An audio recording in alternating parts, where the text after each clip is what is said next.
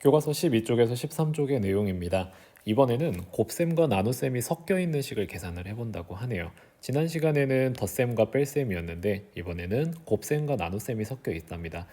어떤 차이가 있을지를 좀 고민을 하면서 같이 보도록 하겠습니다. 1번, 도자기 빚기 체험장에 24명이 있대요. 그런데 4명씩 한 모둠이 되어서 체험을 하려고 한다고 합니다. 그런데 한 모둠의 찰흙을 3덩이씩 나누어 주려면 찰흙이 몇 덩이가 필요한지, 필요한 찰흙이 몇 덩이인지 알아보자고 하네요. 처음부터 다시 한번 볼게요. 24명이 있어요. 이 24명을 4명씩 한 모둠으로 나눠야 됩니다. 그래서 24명을 4명으로 4명씩 나누어 주면 몇 개의 모둠이 나올까요? 24 나누기 4는 6개. 6모둠이 나옵니다. 그리고 이 6개의 모둠에 3덩이씩 찰흙을 나눠준대요. 6개의 모둠에 3덩이씩 나누어주면 6, 3, 18. 18개의 덩이가 필요하겠구나 라는 것을 알 수 있는데 지난 시간과 마찬가지로 이거를 하나의 식으로 표현을 하면 어떻게 하면 좋을까? 그래서 아래를 보시면 필요한 찰흙이 몇 덩이인지 구하는 방법. 몇 덩이인지 구하려면 먼저 아까 선생님이 했던 게 있었죠? 몇 모둠인지, 몇 모둠으로 나누어지는지, 그리고 몇 모둠인지를 구한 다음에는 한 모둠당 3덩이씩 곱해주는구나. 그래서 이거를 식으로 나타내면 몇 덩이인지 구하는 식,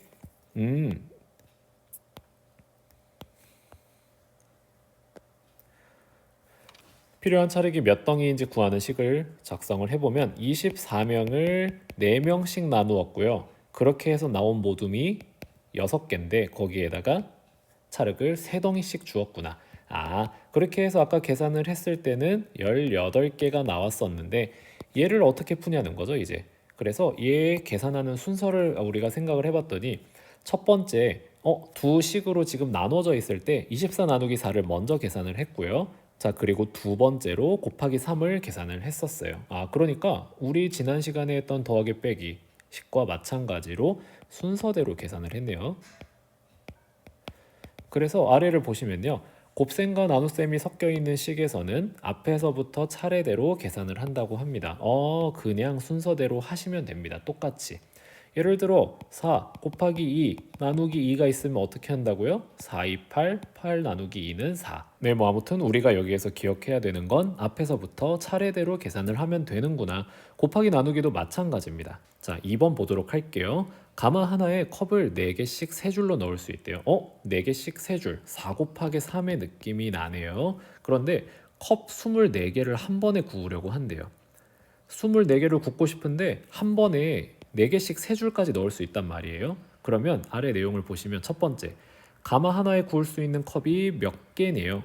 방금 4개씩 3줄까지 넣어서 12개씩 한 번에 구울 수 있다는 내용을 알 수 있었고요. 그러면 먼저 계산해야 하는 부분을 괄호로 묶으래요. 한 번에 12개씩, 지금 위에 있는 친구가 괄호 안에 들어가야겠지요. 그러면 괄호 4 곱하기 3, 한 번에 12개씩 구울 수 있어요. 그때 24개를 12개씩 구우려면 한 번에 가마가 몇 개가 필요하겠습니까? 2개가 필요하구나. 24 나누기 12가 되니까요. 그랬을 때 얘를 계산하는 순서를 다시 한번 파악을 해보시면 괄호 안에 있는 12개를 먼저 계산을 했고요. 그때 24개를 12개씩 굽습니다. 이번에도 마찬가지죠. 1번 괄호 먼저. 이게 굉장히 중요하네요. 지난 시간에 배웠던 내용이랑 이번 시간에 배웠던 내용이랑 모두 똑같이 괄호가 먼저. 괄호가 있으면 괄호를 먼저 합니다. 하지만 괄호가 없으면 앞에서부터 순서대로 하는구나. 이거를 여러분이 기억하시면 되겠네요. 곱셈과 나눗셈이 섞여 있고 괄호가 있는 식에서는 괄호 안을 먼저 계산합니다. 5 곱하기 1이 괄호 안에 있으니까 얘를 먼저 하시고 그 다음에 50 나누기 10을 하면 되겠구나. 그래서 5가 나오는구나. 이런 식으로 파악하시면 되겠습니다. 3번 보시면 지난 시간이랑 똑같죠? 두 식이 어떻게 다른가? 어떻게 다르죠? 괄호가 없고 괄호가 있습니다. 그러면 두 식의 계산 순서를 나타내려면 어떻게 하면 좋을까요?